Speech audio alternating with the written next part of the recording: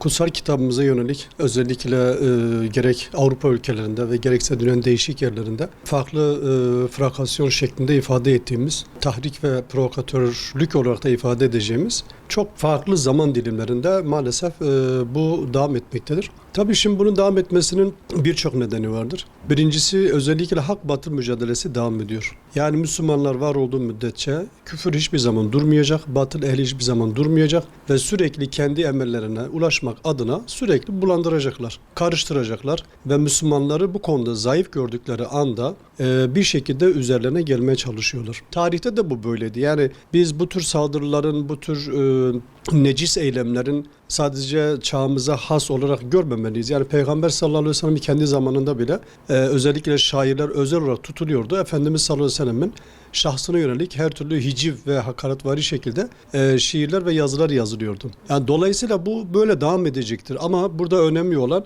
bu nedene bağlı olarak Müslümanların aktif olmaları lazımdır. Müslümanların ümmet bilinciyle hareket etmeleri gerekiyor. Bakın bugün küfür kendi birliklerini globalleşme adı altında, farklı çatılar altında, teşkilatlar, birlikler altında kendi faaliyetlerini sürdürüyorlar ve bunu çok yoğun bir şekilde de dile getiriyorlar. Modernizm adı altında kendi yaptıkları bizim anlayışımıza göre, ümmetçi anlayışı kendilerine göre globalleşme ve küreselleşme adı altında gerçekleştirmeye çalışıyorlar. Ama Müslümanlar ümmet olabilme, yani ümmet ruhunu, ümmet bilincini geliştirme konusunda hakikaten de çok pasif davrandığını görüyoruz. Dolayısıyla bizim burada çok ciddi olarak aktif olmamız lazım.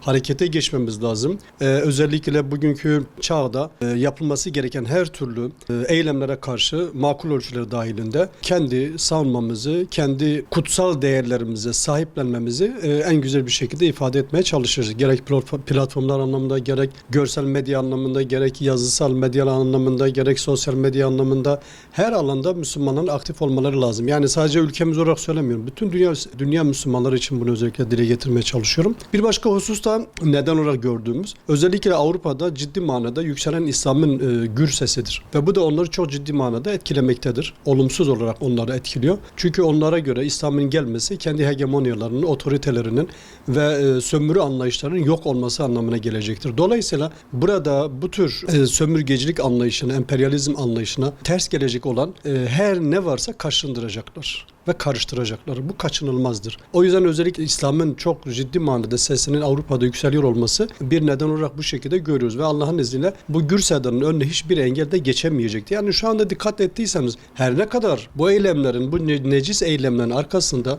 egemen güçler varsa dahi çok net ve çok açık bir şekilde dile getiremiyorlar korkudan. Ne yapıyorlar? Provokatif eylem bazında şahıslara veya işte belli sözüm ona tabela olarak ifade ettiğimiz sivil toplum kuruluşlarının mensuplarına, yöneticilerine yaptırmaya çalışıyorlar. Bu da onların ne kadar korkak olduğunu gösteriyor.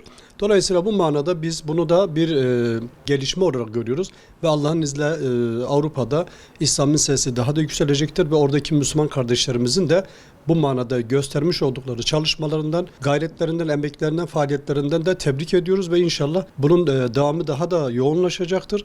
Ve dolayısıyla bu tür saldırılar her zaman olabilecek bir durumdur.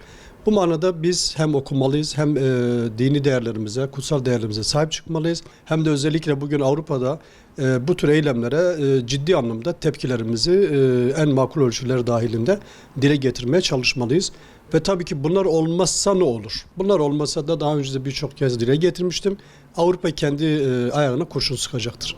Çünkü bu tür eylemlerin önüne geçilmezse yarın öbürsü gün farklı kargaşalar ve farklı terör adı altında ifade edeceğimiz eylemler gerçekleşecektir.